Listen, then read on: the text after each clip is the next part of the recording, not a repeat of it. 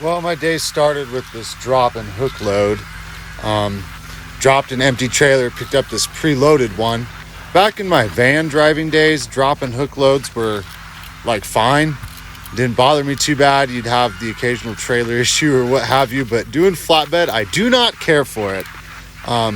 Just on the basis of the fact that we all do stuff different. You just saw me throwing straps out and re-rolling them.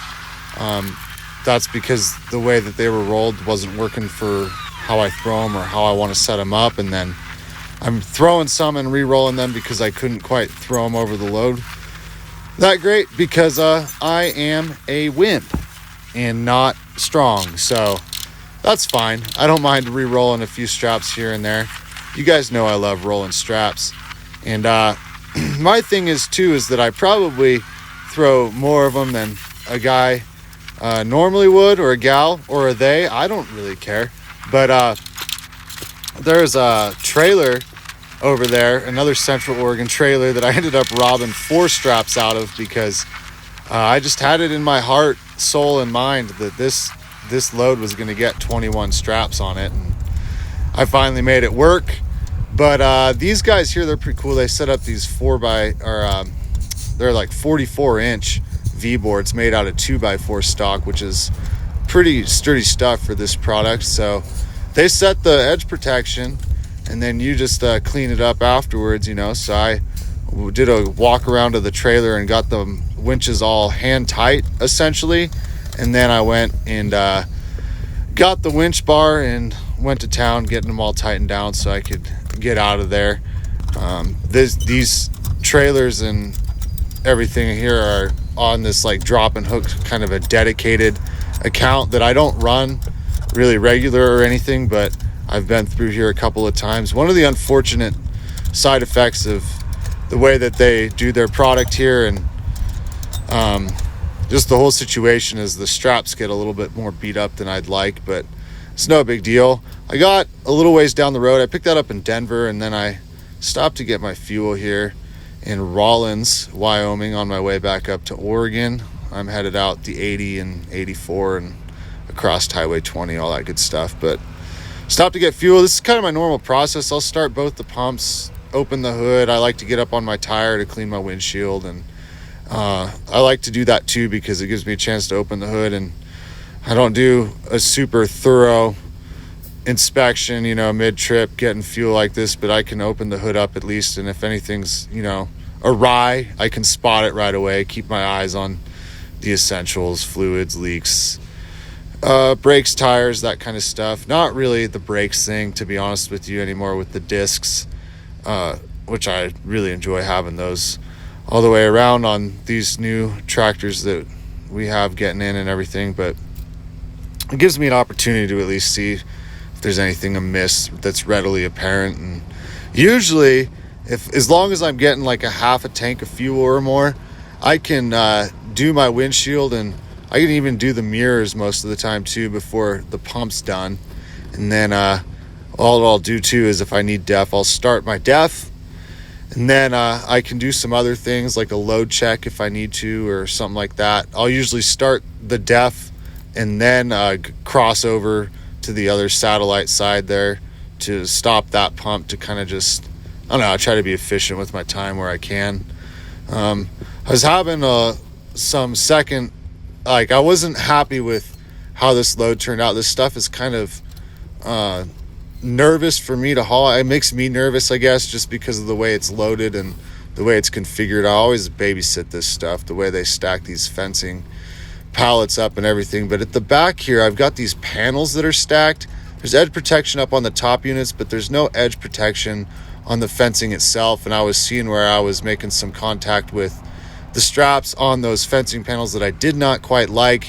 It didn't seem to be really chafing too bad or doing anything crazy, but I just didn't like the way it looked. So I'm tightening up all my straps here, but I loosened up all those ones back there on the panels because I want to get some edge protection up in there, just for my own peace of mind. I was finding myself looking in the mirrors wondering, I wonder if the wind is going to chafe those real bad, because it's real windy out there on 80.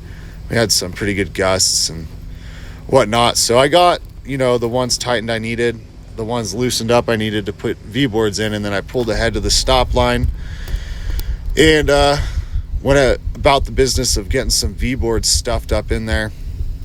I am like, it's funny, I didn't even really think about it until I was watching this footage afterwards, and I was like, man, I did this in about the most difficult way a fella could do it. I could have easily just went to the back of the trailer, reached up and slid these V-boards up on top of the product, but I decided I was going to be weird about it, give myself an extra workout, which is, I mean, it is the way it is, I suppose.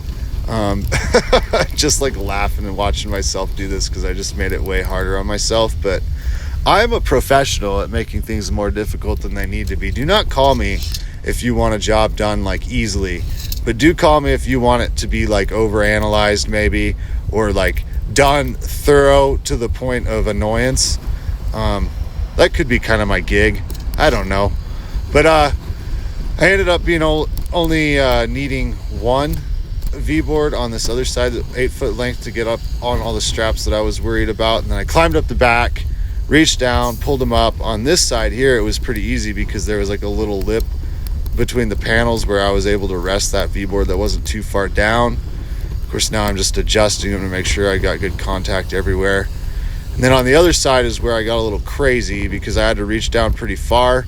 I don't recommend this, by the way. I wouldn't say that this is like, like, this is not an instructional video, okay? Like, this is just something a guy did that, maybe doesn't need doing again, or repeated, or emulated, or anything like that. And also, when I was doing this in my mind, I was a rock star, but as I'm watching this back and looking at it with you all and everything, like, just the amount of wheezing and weird bodily grunts that I'm making, caused me to realize that maybe I'm not such a superior flatbedder after all. Maybe I'm just a fat, out of shape dude climbing up on top of fencing for no reason, Existential crisis or something like that.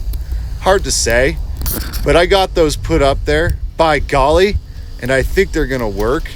And I'm not happy either with having to go outside the rub rail on some of these straps, but I think that any of us that have been out there flatbedding long enough have had those situations where you're just not going to get it between the rub rail.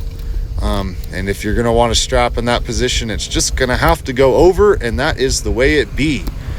But at the end of the day, it's not a huge deal. DOT says it needs to be inside the rub rail when you can reasonably. So I guess whoever's going to be the definer of what that means. But I've never had an issue with it, and I know a lot of guys that'll do it even if you encroach within like an inch or something of the rub rail, they'll just go over. I really don't know that it's that big of an issue as long as you've got it secured in a way that it's contained, A little common sense or something maybe, but I'd be surprised if anybody would hassle me with my 21 straps on this here deal, except that a couple of them are kind of in sorry shape, if we're going to be real honest about it, on account of the product that they're interfacing with all the time. But I got down the road again from there, and I had to deal with this strap that was, the tail came loose on it, actually. Not really the strap that's holding the load, but you can see here the excess. And because I went over the rub rail, my normal process of getting a good pinch on it didn't quite pan out on this one, or it came loose. And I saw it pretty quick after it came loose there. It was just a little bit west of Evanston, Wyoming, when I first saw it coming loose and was waving around with the tires and everything back there, and I knew it was getting chewed up. But it was snowing and raining up there, and I didn't really want to get on the shoulder and be outside the truck when the weather was bad like that, or just in general. So I waited down to get down there to that point of entry in Utah, down in the canyon, and by then it had chewed it up pretty gosh darn bad. So I was frustrated with myself. I'm not really getting a big thrill out of having straps go bad for no reason, but it is what it is. I got the excess tucked back in there and got a good pinch on it, so hopefully that problem doesn't repeat itself, and lessons learned for next time. Tomorrow when I get back to the yard, I am going to switch out some of these straps because they do have some damage on some of them, but doing drop and hook stuff, you're sort of at the mercy of what you got. I took this cool picture in Tremonton, and then I was done for the